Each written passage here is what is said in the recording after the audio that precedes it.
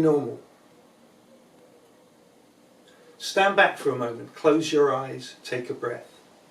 We're at a crossroads. The world has taken an unexpected pause, and never have we had such opportunity to begin a brand new normal.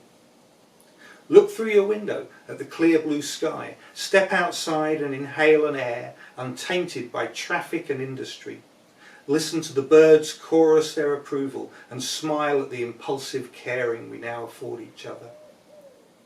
Does that old normal of fossil fuels and plastic seas hold any sense of warm nostalgia?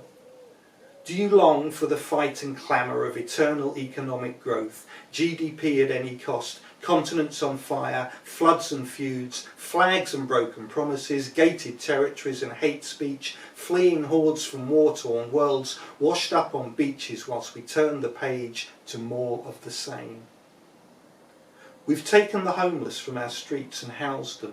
We've offered help to those in need, looking out for our neighbours both at home and overseas. We have recognised the fundamental importance of those that care for others, for the future of our children and the well-being of our elders. That a society can be measured on its empathy and love, and when bold solutions are required to face down global threat, we are able to come together as one planet and say, enough is enough. You will not defeat us. Have we learnt these things? Have we really changed? What will be the new normal?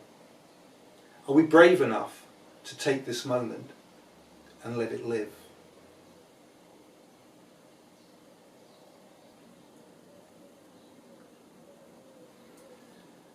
A man sits on a train, waiting or at least hoping for an email. He stares at the laptop that sits atop his lap with unwavering concentration.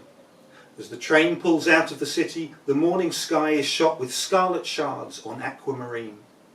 The countryside flies by in beauteous early summer shades, pigeons and foxes and sleepy thatched hamlets.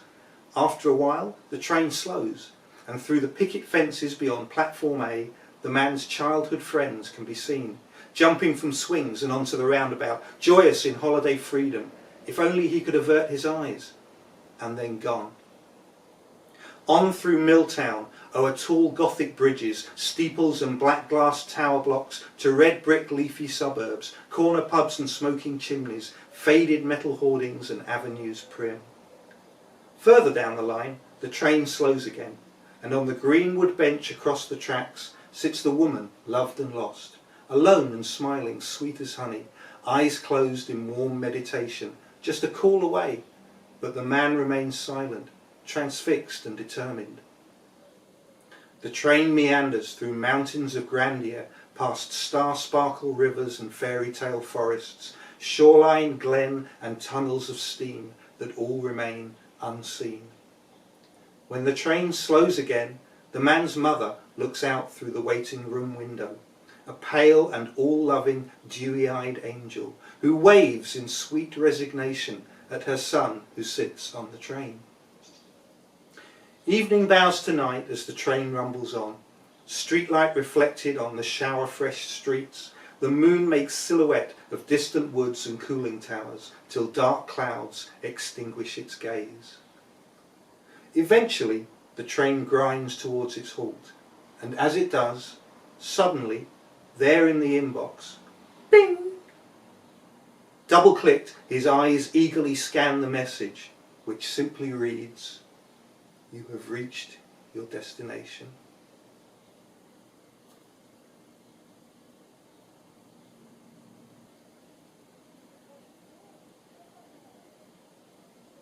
The sound of revolution is not the crack of gunfire. The sound of revolution is not a switchblade swish. The sound of revolution is not the screaming on the streets or the bullhorn instruction to clear the area. The sound of revolution does not reside in the Commons or the Lords or down at Speaker's Corner. The sound of revolution cannot be found on a TV channel or a radio panel show. The sound of revolution is not in a thrashed guitar or a didgeridoo at a poetry slam or in spoken word. The sound of revolution will not be heard on Mumsnet or YouTube or SoundCloud.